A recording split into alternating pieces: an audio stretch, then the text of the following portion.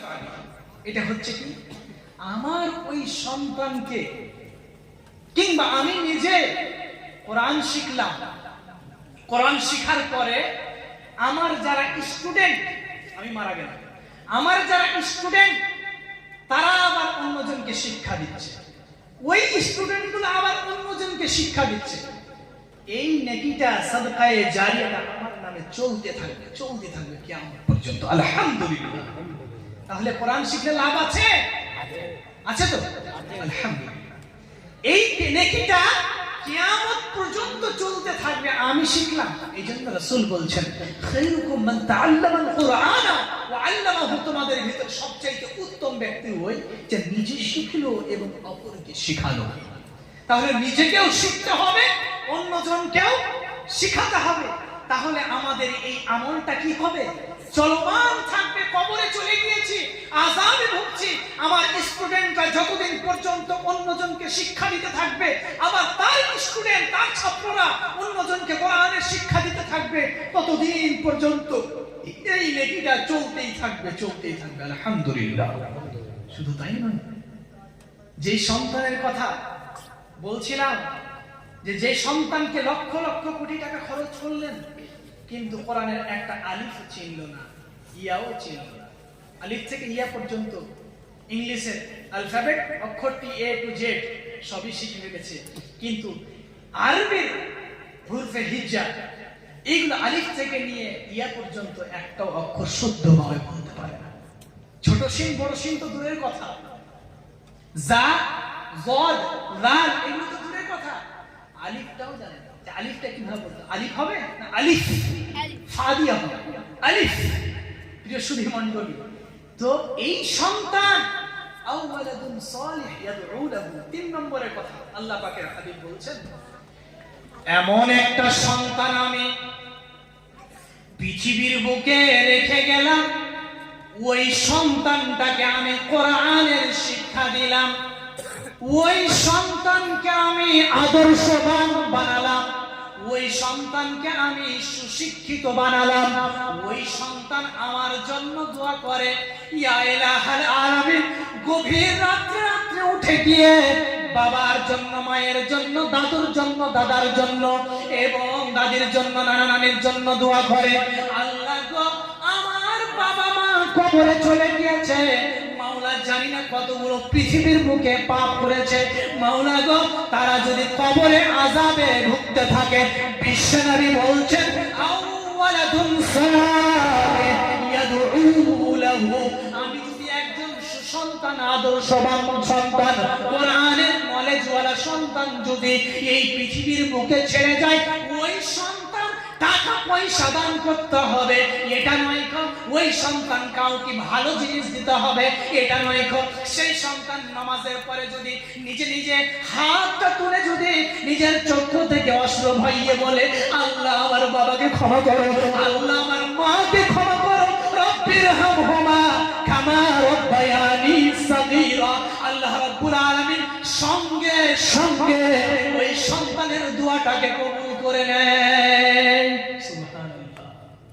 সেই রকম সন্তান আমরা কটা তৈরি করেছি বলেন? শিক্ষা তো দিচ্ছি, বড় বড় মাস্টার, ইঞ্জিনিয়ার, প্রফেসর, ডক্টর বানিয়ে দিচ্ছি লক্ষ লক্ষ কোটি কোটি টাকা দিয়ে খরচ করে, কিন্তু হাজার হাজার টাকা খরচ করে আর কোরআনের নলেজ দিলে, এর চাইতে দুঃখজনক বিষয় আর কি হতে পারে? প্রিয় সুধী মণ্ডলী, আমাদের বিবেক কখন সাড়া দিবে যে আজ আমরা যে পৃথিবীর বুকে যেভাবে এখন বসবাস করছি, অন্যায় অশ্লীলতার যুগে বসবাস করছি। ভেবেছেন জাহিলি যুগে নারীদের সম্মান ছিল না, নারীদেরকে ইজ্জত করা হতো না? নবী আকরাম সাল্লাল্লাহু আলাইহি ওয়াসাল্লাম পৃথিবীতে নবী রূপে আসলেন এবং এই কোরআনে আল্লাহর বাণী এই নারীদের সম্মান দিলেন। এই শিক্ষাটা কোথায় পেলাম আমরা? কোরআনে লেখা রয়েছে। জাহিলি যুগে নারীদের সাথে কি ব্যবহার, কি আচরণ, কি ঠিক করা হতো আমরা কি জানি?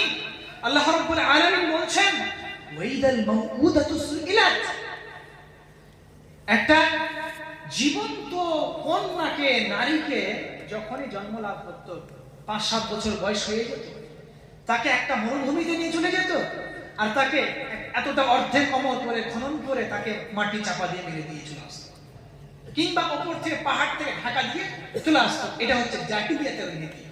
তো এই যুগে এখন আমরা শিক্ষিত যুগ পেয়েছি, আমরা নবীর যুগ পেয়েছি, কোরআন পেয়েছি, হেদায়েতের পথ পেয়েছি, হেদায়েতের কিতাব পেয়েছি।